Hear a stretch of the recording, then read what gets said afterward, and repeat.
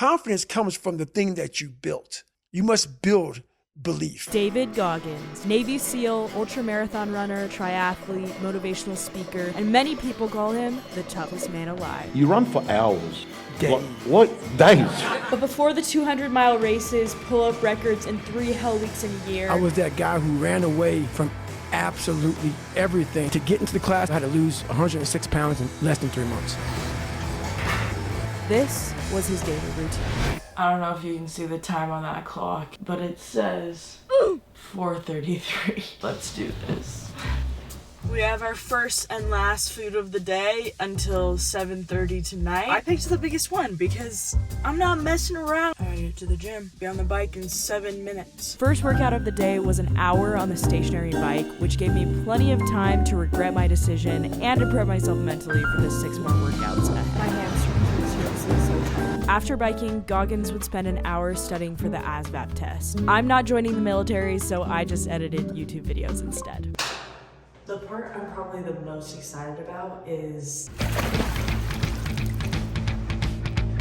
2 hours on the floor.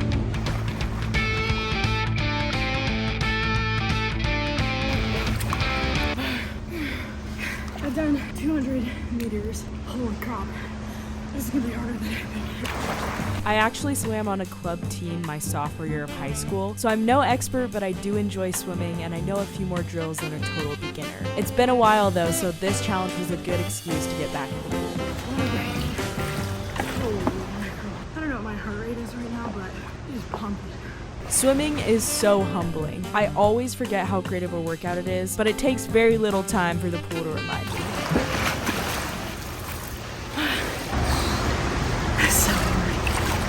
While I was swimming, I thought about how David Goggins wanted to be a pararescue airman, but that training required being in the water, and he was terrified of it. So he quit. But after he made the decision to become a Navy SEAL, he made himself get in the pool for 2 hours a day. He worked on his weaknesses until they weren't weaknesses anymore. Thank you so much. That was fun to do something.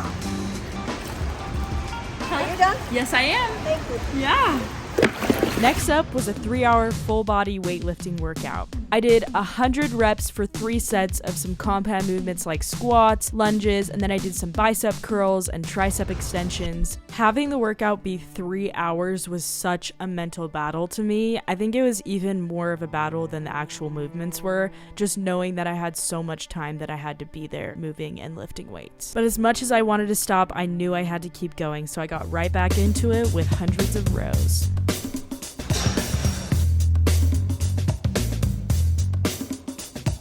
I am so tired. I'm like an hour and 40 minutes in and I am exhausted. I can do anything for 45 minutes.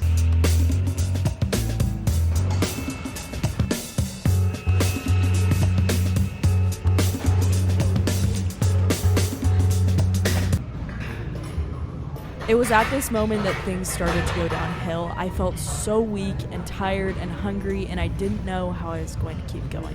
Basically, I keep asking myself why I'm doing this. Literally, why am I doing this? I'm starting to feel the lack of food. But I can do anything for 40 minutes. That 2-hour bike ride can't come soon enough. I had to keep reminding myself that my body is capable of so much. Goggins says, when you feel like quitting, you're only at 40% of your body's capability. Mindset is everything. When you master your mind, you can do anything. Got 1 minute left. I'm gonna finish with push-ups.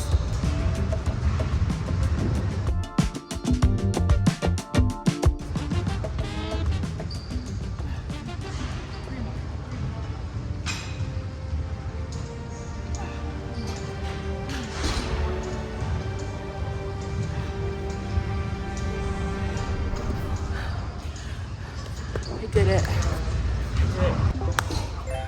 hours. David Goggins would study for the ASVAB test while he biked for the next 2 hours. I'm just gonna work on editing some videos on my phone while I bike.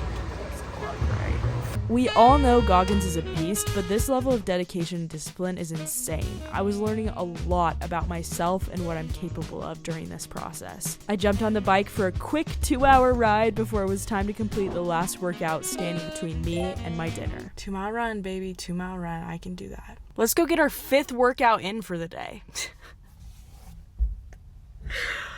This is my job. I'm clocking in. I am clocked in, locked in, we're doing this. My chest is so sore from swimming earlier. Holy crap. I feel it when I'm running. This is the first time I'm running outside in Utah, and the elevation is kicking my trash. I'm struggling. Ugh. Come on. Oh no, my cars. Pamela, where are you? Oh, thanks. Woo!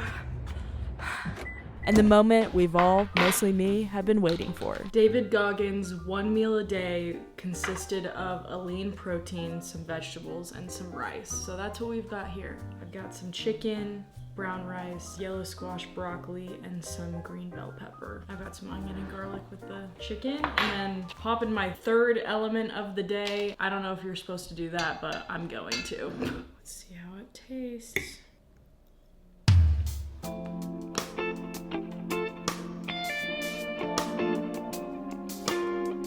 This is exactly what I need right now. Food. Fuel to keep going. The brown rice is definitely undercooked, but I don't even care. It tastes so good.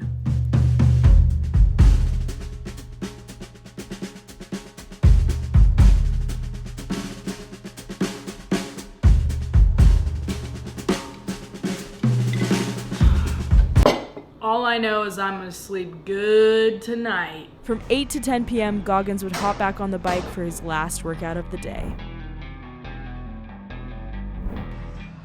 Can you see that it's dark outside? There are lights out from my apartment complex, but it is pitch black. I did it.